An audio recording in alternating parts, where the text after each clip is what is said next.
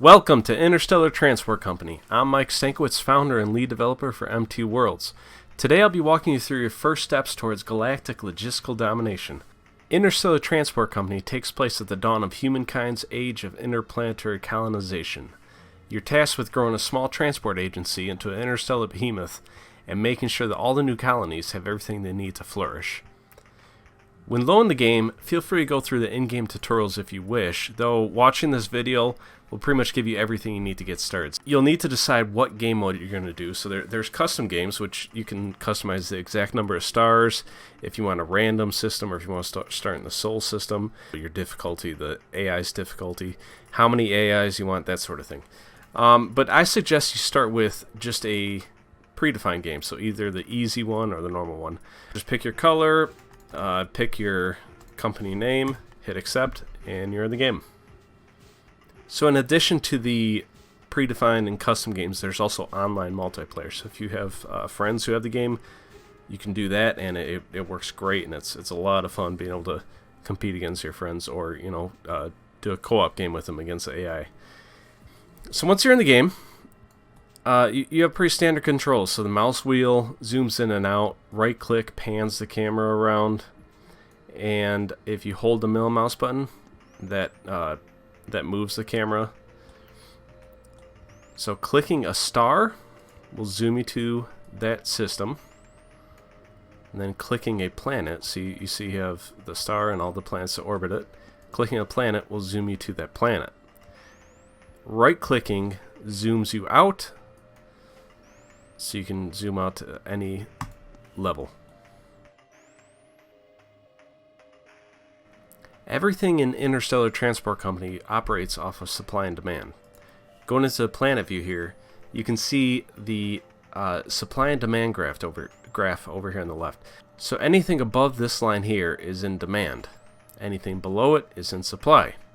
You could also see this information outlined below. On the moon, on Luna, the price for a unit of food is $125. Price for a unit of water is $150. So they are in demand. If we go to Earth, you'll see that water and food are in supply. This down here shows you exactly how many units you can actually take off of this planet. So right now we can take 131,000 units of water from Earth. This next number here shows you the supply or deficit each week. So there's a weekly surplus of 1,800 units of water on Earth. This number, the weighting number, will show you exactly how many units of water are here. However, 1,566,000 are needed for the population of Earth. So that's why there's only 131,000 in supply, because the rest of it's needed for the native population. So first you'll need to identify a demand to be met and a planet that could supply the cargo. Let's take water for example. The moon wants water. The Earth has plenty of water. So let's set up a route, buy a ship, and start making some money.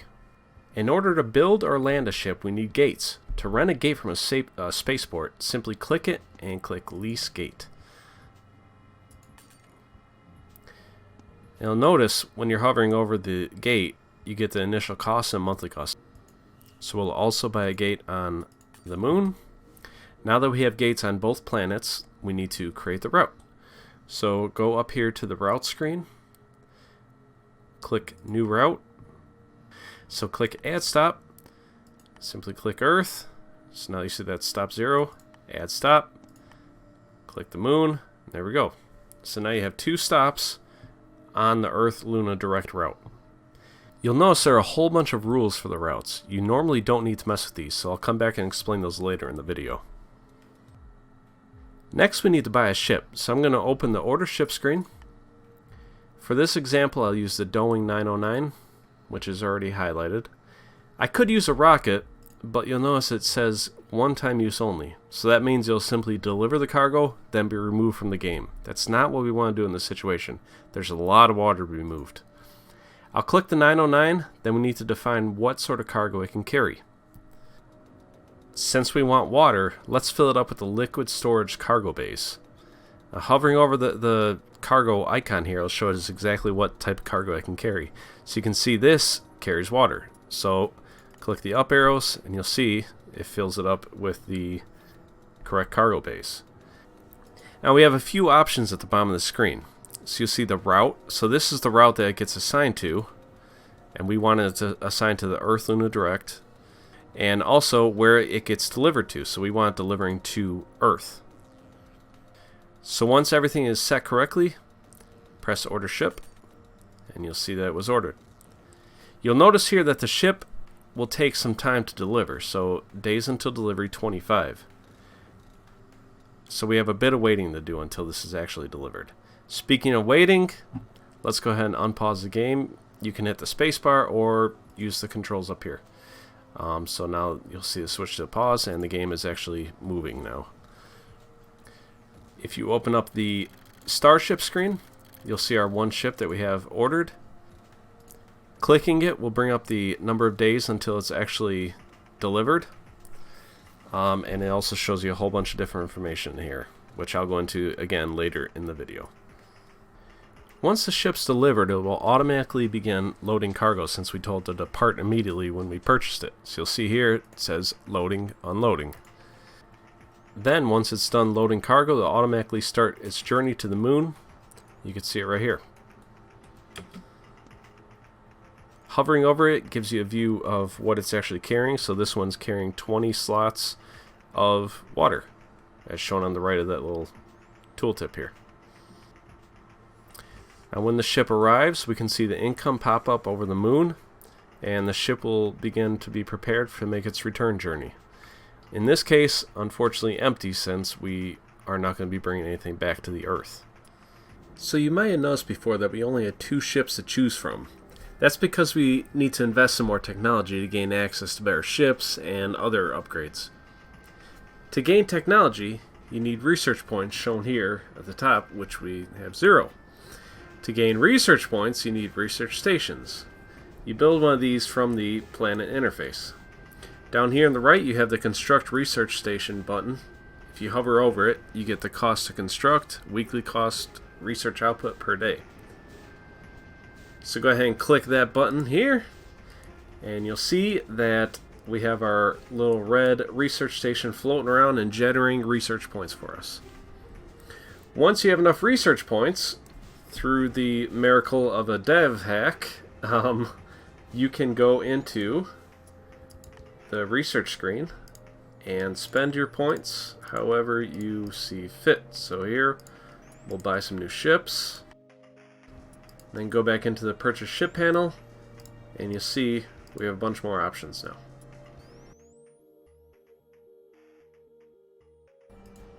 As any good tycoon would know, you need data to be able to run a business well. We give you tons of it. Firstly is our graph screen, where you can get a high-level overview of your company. So this gives you things like income, expenses, net worth, current cash in hand, even the research points for each of the companies. Next is your company ledger. Here you can get more detailed information about all the income that you have, all the expenses, and you could sort this by the date range that you want to see. So if you only want to see the last month or last 3 months, you can do that here. You could filter it by individual ships. So if you want to see the actual profits made by certain ships, this is a good space to do it. Or the profits made by certain routes, you can pull that down here as well. You could even filter it by spaceport. There's also plenty of data to see in the ship screen. So here you'll see the ship's profit. So each of these deliveries is getting us about $3,600. And you also see the cargo space used. So you'll see when it's going out to the moon, it's carrying 100%. Returning, it's carrying 0%. This gives you a good breakdown of how much fuel costs, how much maintenance costs, how much fares it's collecting, and obviously the profits. You could sort this by any date range you want, again. So that comes in handy when you're trying to judge just how useful a ship is being, and if you need to replace it, upgrade it with a more profitable model, or just sell it altogether. Another thing that you might find very useful are the map modes that we have in game. So by default you'll see it's sorted by the population. So the high population planets are in green, low populations are in red, and the planets that have not been colonized yet are shown in the teal color. This even works out in the galaxy map mode, so if we had another star system here, it would be shown in a different color. That's not the only map mode though. We have habitability, we have security, so you can actually see what range you have coverage from your security stations on. All the different cargoes, so let's take dilithium crystals. You see there's no dilithium crystals unless you get way out here to Titan. That's where all the dilithium crystals are in the solar system. Another thing that's pretty important to keep an eye on is the news notifications. So you see here Mars Space Explorations has built a small maintenance shed on Luna. So this just gives you various news as far as what's happening with your competitors, what's happening in the galaxy. So if there's any disasters or any big market shifts, you'll see them show up here. So you can actually just click on one of these, they'll bring you directly to the location of the event.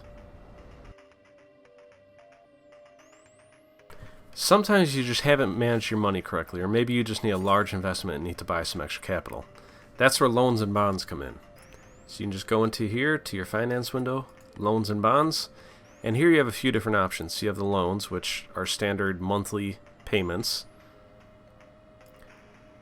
So you slide the slider to choose the amount, choose the term, it'll show your interest rate, and if you like how it looks, press take loan. Bonds work a little bit differently, so you pay once per year this percentage rate, but the entire balance of the principal is due at this time. So again, same thing, change the slider, issue bonds. And then you could see if you need to pay them off early, you can't pay a bond off early, but if you need to pay a loan off early, just click up here, repay. So if you want to jump in the game and get started, and if you don't mind discovering some of the smaller details yourself, you should know enough now to do so. But if you want to learn a little bit more about the ins and outs of the game, keep watching. I'll go into some more details. So these next sections are going to be a little more freeform because there's a lot of information to cover here. So I'll be talking about development first. So development is basically an abstraction of the population's ability to fend for themselves. So you want to get this at 100% in order for all the manufacturing output, all the harvesting outputs to be at their maximum capacity, of course. So that's basically taking the population and the machinery number. You need the machinery at this 4,000, and the population varies based on how habitable the planet is. So a less habitable planet will need a higher population to get 100% development. So I touched on machinery a bit. Machinery is very important in the game. You need to have machinery production. You'll see in the current game, on Earth, we are producing machinery. Machinery is produced from rare resources. So you need rare resources to be able to produce machinery. And that kind of brings me into my next topic, which is supply chains. There's a few pretty in-depth supply chains in the game. So for instance, rare resources get turned into machinery, raw materials get turned into consumer goods, dilithium crystals get turned into dilithium fuel, but that also needs 2 units of water for each unit of dilithium fuel that you're producing. Then there's weapons, which is produced by luxuries and rare resources. There's medicine, which is probably the most complicated supply chain there is in the game. So initially, medicine doesn't require anything else to produce. Later in the game, however, it's going to require xenobiologics. Xenobiologics are produced from genetic material. So that's a pretty late game topic, and once you get there, it's interesting to play around with. Also, there's robotics. Robotics are produced by machinery and consumer goods. Then you also have to keep in mind that some of the factories are not compatible with other ones. So for instance, if we pull up weapons factory. Weapons factory is not allowed to be built on a planet with a xenolab, biologic weapons. Next you'll notice the passenger section down here. So at first you're going to have a lot of colonists that want to get moved around. So you'll notice here there's 28 colonists that want to go from Earth to Mars. Usually it's higher habitability worlds where colonists want to go to. So if you hover over this, it gives you a price per passenger. Keep in mind this is also an abstraction of the number of population that is moving. So I think each unit is currently about 10,000 population that is going to be leaving. Also, passengers will use a hub and spoke system, so you can set up an intermediary planet to drop off people and then deliver them to their final destination. So let's go back and look at these cargo rules I promised we'd have a look at earlier. So if you open up your route screen, you have a route selected, you have a stop selected. These are all the different rules for each of the different cargoes as far as what they're going to do when you pick up the cargo or when you deliver the cargo. So for example, on Earth, when a ship is leaving Earth, so when it's picking up from Earth, right now it's set to don't wait for food. So it's going to pick up any food that is in supply currently when it leaves Earth. Now if we click Luna for food, for the delivery rules, it's saying deliver all. So all cargo of this type will be delivered regardless if it's a profit or a loss. Now one good example of why you might want to change this, let's say you're at the capacity or just about at capacity of food or water on the moon. So let's click on Luna and we want to set the food and water to pick up none because we're at capacity of how much they're actually going to pay us for delivery. So we don't want to start taking any excess in supply back to Earth. We want to leave it there and let the population build up, and then it'll be in demand again soon.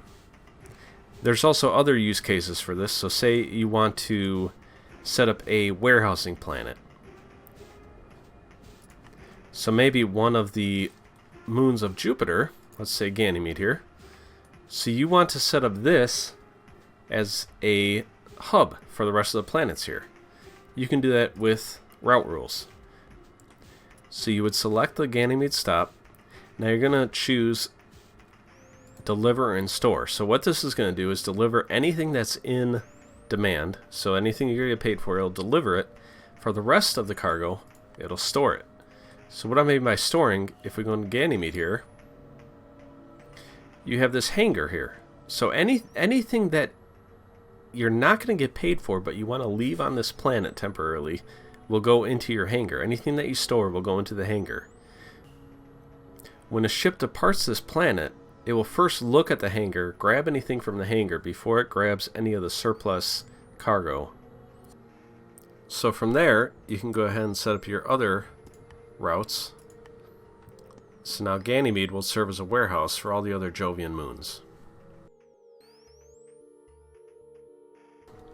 Spaceport sizes play an important role in the game. So you'll see here on Callisto, we just have a bare surface landing site. So this basically means that only rockets can land here right now. There's no landing pads for larger ships. However, you'll see that even if we have a level 3 spaceport that has a pad, it's still on the surface of the planet. It's not till we get to spaceport level 5 that it actually leaves the surface. Now when the spaceport is on the surface, it actually costs twice as much for a starship to depart or land there in fuel costs. If it's in space, it's half the cost. Because it's obviously cheaper to land on a spaceport than it is a surface port. It's also cheaper to land on smaller planets. So you'll see the planet size here is 3.4. Ganymede's 4.0. Earth is 5.0. So this is just an approximation of the mass of the planet. And basically any larger planet is going to be more expensive in fuel to land on. You also need to keep in mind the fuel efficiency of ships and the cargo maintenance costs of the ships.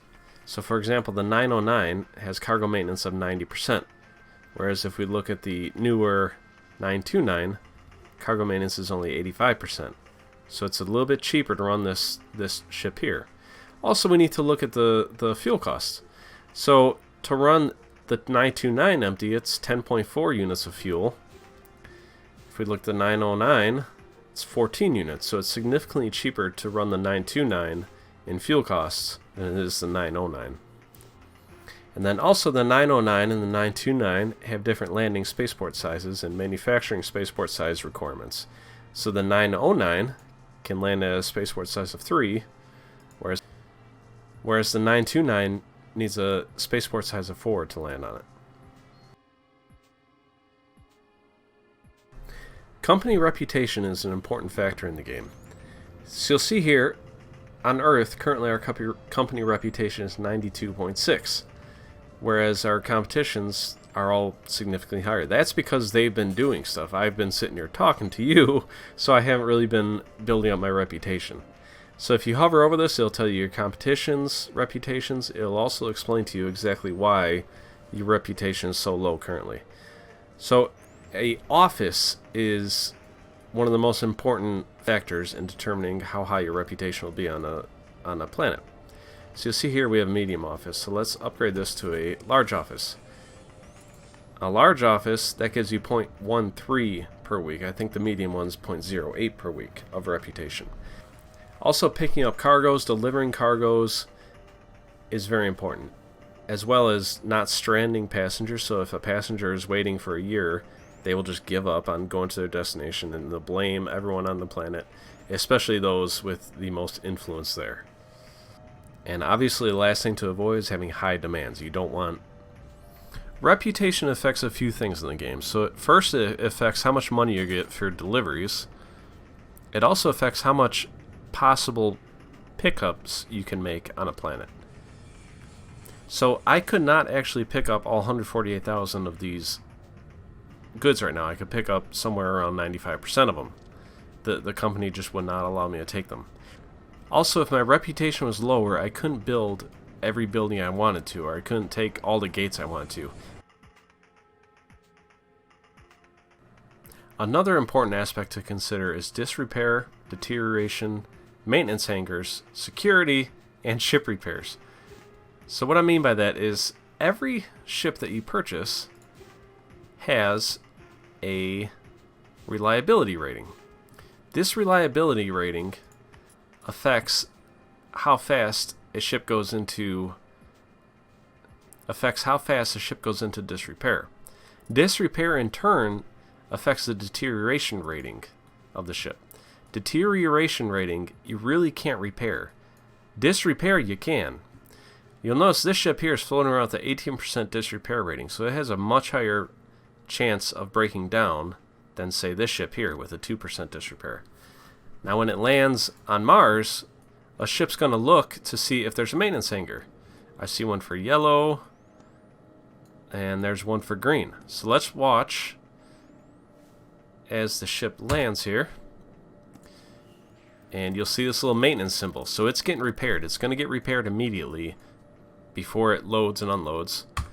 And now, when it departs, you'll see the disrepair is all gone. So while some of that disrepair got transferred into deterioration for the ship, most of it just gets repaired. So you don't want to leave a ship in too high of disrepair for too long, because it's going to lead to permanent damage or deterioration. The way to combat that is, of course, to build maintenance hangars. So if you select an empty building slot, build maintenance hangar, that builds a maintenance hangar for you. A small maintenance hangar only repairs ships that are docked at this planet. A medium maintenance hangar will actually send out ships inside the local system to ships that are broken down. So let's see if we have any right here. Okay, we don't. So if a ship was currently broken down in the system, you'd see a little flashing wrench icon here, and a ship would actually come from here and go get fixed there. A large maintenance shed will even send repair ships into interstellar space. So if your ships break down there, you're covered with one of these. And then finally, there is security. So security in a system is controlled by how many security stations there are. So you'll notice here on Earth, there is a large security station, and this covers a large area around Earth. However, you also notice this little icon here. This means that there's weaponry missing. So someone has not been keeping up on the weaponry production, which I believe is happening. Yep, it's happening on the moon currently, and that requires rare resources and luxury goods, which there are not luxury goods here currently. So we need to transport more luxury goods from Earth to the moon to keep up on the security situation, because security is kind of bad right now. Right now, you can see in Sol System there's 41% security level, so pirate attacks are much more likely currently.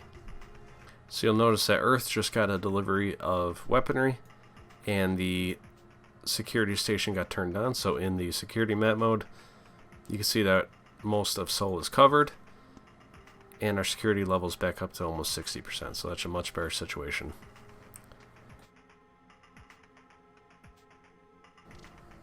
So you might be thinking to yourself, wow, having all these ships is going to be a lot of work.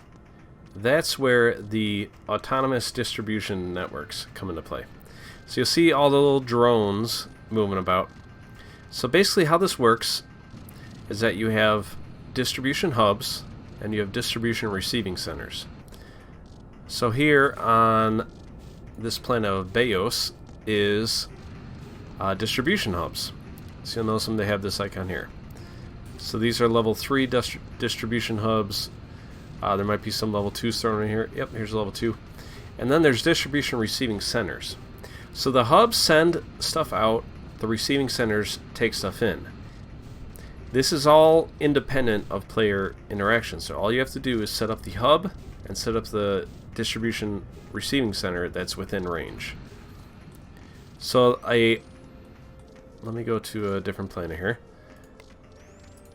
So if you lease a gate, you have this option here, distribution hub, after you have the appropriate technology. A distribution hub level 1 will only be able to serve a planetary system. So for instance, this system here can move resources between any of these 3 planets, this planet and its 2 moons. Or, you know, if you had a distribution hub level 1 here, it can move to either of these destinations. A level 2 distribution hub has a range of about 3 astronomical units, which is enough to usually cover the inner solar system in the standard Sol game. A level 3 can cover an entire star system no matter how big it is. So where this really comes in handy is, say you have a situation like this. Okay, you have an interstellar company, and you have a distant star system with a few different planets. You can set up one planet as your hub, deliver and store things there so that it acts as a warehousing planet, and then have distribution receiving centers on the other planets, so that all the goods will autonomously get transported from that hub planet to the other planets in the system. This provides a really nice hands-off way for players to manage huge companies without having to have thousands and thousands of ships. Finally, the last thing I want to discuss is interstellar travel. So here on this planet of Yam? I don't know. On this planet we have our dilithium crystal supply. So if we use our map mode here, dilithium crystal availability, you'll see that's the only place in this solar system with dilithium crystals. So aptly, there's a few different dilithium crystal mines which are providing crystals.